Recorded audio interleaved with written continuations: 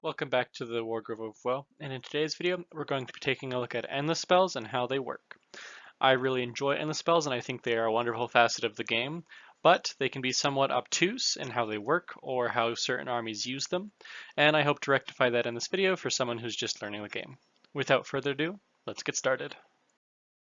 To start, let's answer the simple question, what are endless spells? Endless spells are spells that are bought with points during the army construction phase that have a physical model on the board and can be unbound by an opposing wizard or priest. For example, the spell pictured on screen right now is the Umbral Spell Portal.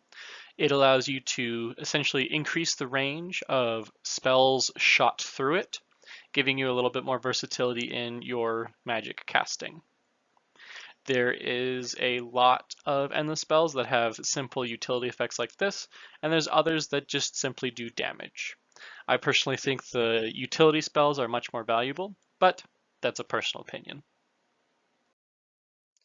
Endless spells are cast in the same manner as any other spell. You cast it in your hero phase by rolling 2d6 and trying to meet or beat the casting value on the endless spell's war scroll. They have an initial casting range, where that is the range that you can cast them, and some endless spells are considered predatory, which means that they can be moved. Predatory endless spells will have a movement characteristic on their war scroll, and they move at the end of the hero phase. Something else to note about predatory endless spells is that they can go wild. What this means is if there is no friendly wizard that either casts it or is within 30 inches of the endless spell, then it can go wild, meaning the opponent can move it, potentially causing headache for you. So you'll just have to keep that in mind if your predatory endless spell can go wild. An important facet of understanding endless spells is how to get rid of them. Any priest or wizard can attempt to dispel the endless spell by rolling 2d6, and if it exceeds the casting value on the spell's war scroll, then it is dispelled and removed. There are a few other methods for an endless spell to be removed, but they don't come up nearly as often. If the spell touches the board edge after it has moved, then it is removed automatically.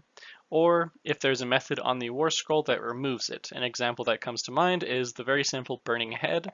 Once the burning head has done its damage, it is just flat out removed. It's only a one-time damage. So those are unlikely to come up, but it's important to know that they exist. Now let's take a look at an example of what an endless spell can do and what a war scroll of an endless spell will look like. Here we have the Purple Sun of Shyish, a very good endless spell that has been recently buffed in the latest General's Handbook. And if you play a lot of tournaments or you like to monitor high-end play, you're going to see a lot of Purple Sun of Shyish. It has a casting value of 8, meaning you have to roll an 8 or higher when you try to summon it.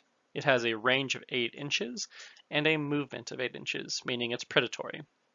The effects of the Purple Sun are you get a -1 for every unit, friendly and foe, within 6 inches, and after the spell has been moved, you roll dice for each unit, friendly and foe, within 3 inches, and on a 1, one model from that unit is slain.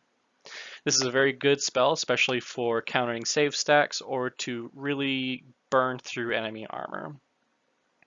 The one model slain rule is nice to kind of help chip away at some beefier enemies. Before I move on to the closing remarks, I'd like to give thanks to my Patreon supporters. You guys are amazing, and I'm grateful for you guys in supporting the channel. If you'd like to join the Patreon, there will be a link in the description below. Also in the description below, there's a link to the Discord channel. If you'd like to join that community, feel free to come on by. Before we close off, there are some faction-specific endless spells. I have listed all of the armies that I could find that have endless spells attached to them. The way these work is they work the exact same way as general endless spells, but only a wizard from that faction can attempt to summon them. They range from being auto-include, such as the Spite Swarm Hive for Sylvaneth, to fairly useless or something that you don't really want to pay points for to bring, but feel free to experiment and play around with all of the endless spells of your certain army just to see if you like them. They're a wonderful tool to have and something you can pull out to modify your game plan in a unique way. That wraps up this quick little overview of endless spells and how they work. Something to mention here is that there is a secondary-ish type of endless spell called invocations. I'm pretty sure there's only 4 of them in the entire game. They're essentially endless spells for priests. They work very similarly. The only difference is you roll 1 dice instead of 2 for summoning, and only priests can attempt to dispel them. Anyway, that is all for today. If you enjoyed the video, please leave a like or a comment, and if you want to see more of this type of content, consider subscribing. This has been the Wargrove of Woe. I'll talk to you guys next time.